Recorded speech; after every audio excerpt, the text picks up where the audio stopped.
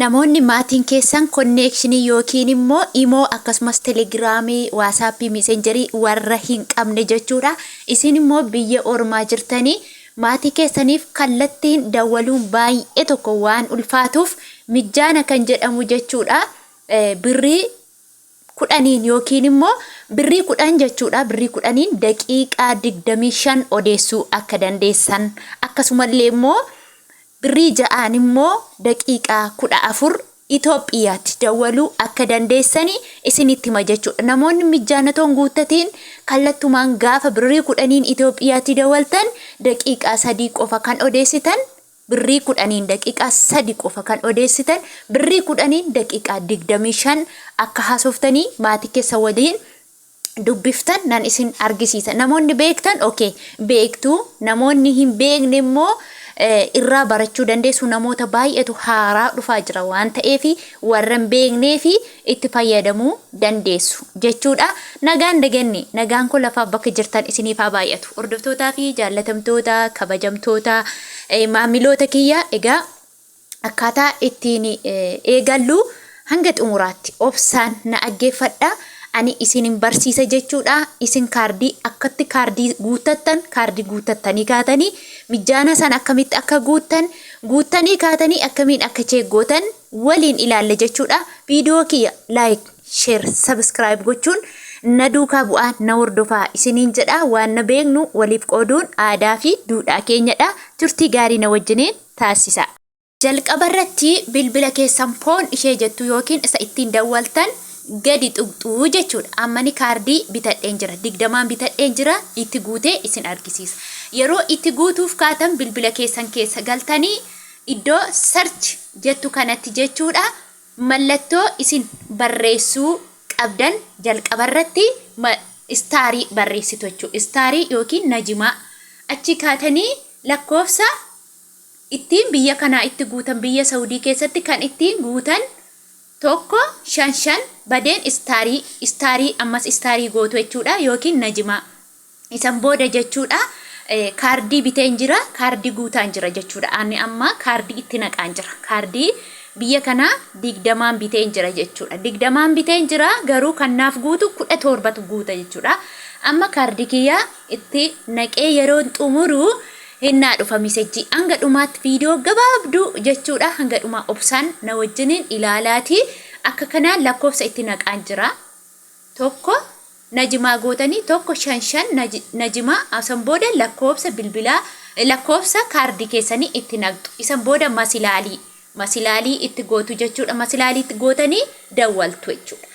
Yeroo dawwaltan kunoo haala kanaan your account reflect this 17 naagalee jira jechuudha. Amma birrii 17 guuttadheen jira jechuudha. Akka bilbila koorreetti birrii 17 20 nan guute 17 naa guutee jira. Amma maalan godhare amma kallattumaan dhaqeen ammas duubatti deebi'ee bilbila keessa gala. Bilbila keessa galee iddoo search jettu kanatti jechuudha. Amma gara mijaana guutuutti hin deeba. Amma najimaa lakkoofsa 8 barreessitu. Najimaa gootanii 8 isan booda masilaalii gootu. Masilaalii erga gootanii hin dawwaltu jechuudha. Ishee kana kool ishee jettu ni dawwaltu. Obsitanii kooliin maal akkasinii fidu obsaan eeggattu jechuudha. Kool jettanii kaatanii obsaan eeggattu. Isan booda biyyoota dardaree isinii fida jechuudha. Sawwaa isa mijaana as keessa Itoophiyaan hin jiru amma. Amma maal goone Itoophiyaa barbaaduuf lakkoofsa 99 barreessin. Itoophiyaa waan lakkoofsota kana keessa hin jirreef lakkoofsa 99 barreesse. Isan booda seendi jedha. Seendi jettu amma Itoophiyaan nuu dhufuuf jira jechuudha. Ila kunoo amma Itoophiyaan nuu dhufee jira jechuudha. Kunoo sawwaa Itoophiyaa 7 days, sawwaa Itoophiyaa 1 day kan jedhu jira jechuudha. Amma maalan barbaade 10 guuttadha waan ta'eef sawwaa Itoophiyaa 7 day lakkoofsa 10 irra jira jechuudha. Maalan godhare lakkoofsa 10 barreessa. Lakkoofsa 10 barreesseen isan booda maalan godha seendi ishee jettuun tuqa jechuudha. Lakkoofsa 10 barreessitu. Ishee guyyaa 7 sin fayyada daqiiqaa 25 guuttachuuf. Amma maal gootu erga seendi jettanii kana sinii fida. Injoo Itoophiyaa 25 minute. Amma lakkoofsa tokko subscribe jettu sendi gootu jechuudha. Ammas maal jettu sendi jettanii keessaa baatu. Sendi ishee jettu tuqxu sendi bakka. Amma gaa miseejiin naa dhufe kuno. Amma daqiiqaa kuno daqiiqaa 25 guuttadhe. This customer your request to Ethiopia for 7 days han jedhu weekly torban tokko kan na fayyadu jechuudha. Torban tokko guutuu keessa naa ta'uu danda'a. Daqiiqaan 25 kun jechuudha. Torban tokkoof na tajaajila. Torban tokko booda yoo dawwaluu baadhe ni bada. Amma immoo birrii 6 daqiiqaa 14. Ammas maal goona? Najima yookiin immoo istaarii jennee 8 barreessinaa jechuudha. 8 barreessinee masilaalii. Isan booda ni dawwallaa jechuudha. Kool.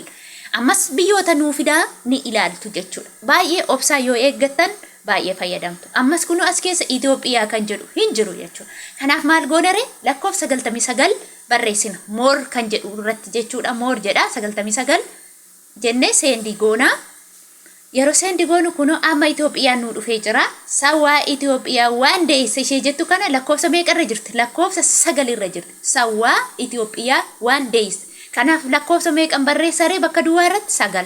9 barreessee ka'ee maaliin go'aree deebi'ee seendi. Bakka amma innaa dhufa jechuudha. Seendi jedhee subscribe ishee jettu lakkoofsa tokkoon barreessa. Tokko barreessite seendi jette. Ammas seendi yeroo jettee kaatu kana sii dhufa. Seendi jettee makeessa baataa jechuudha. Baate bakka amma miseejiin naa dhufa jechuudha. Miseejiin kunoo naaf dhufee jechuudha. Dear customer, you requested to subscribe for Ethiopia one day. Successful jedha. Itoophiyaa daqiiqaa 6 guyyaa tokko birrii 6 guyyaa tokko qofa. Yoo har'a dawwalachuudhaa baatte birriin 6 kun dursi jalaa badee jechuudha. Daqiiqaan 14 birrii 6 riyaala 6 daqiiqaan 14 kun borsi jalaa badee jechuudha. Amma gamaal goonare birriin koo silaa 17 ture. Meeqa akka jiru chee goone ilaallanna dura.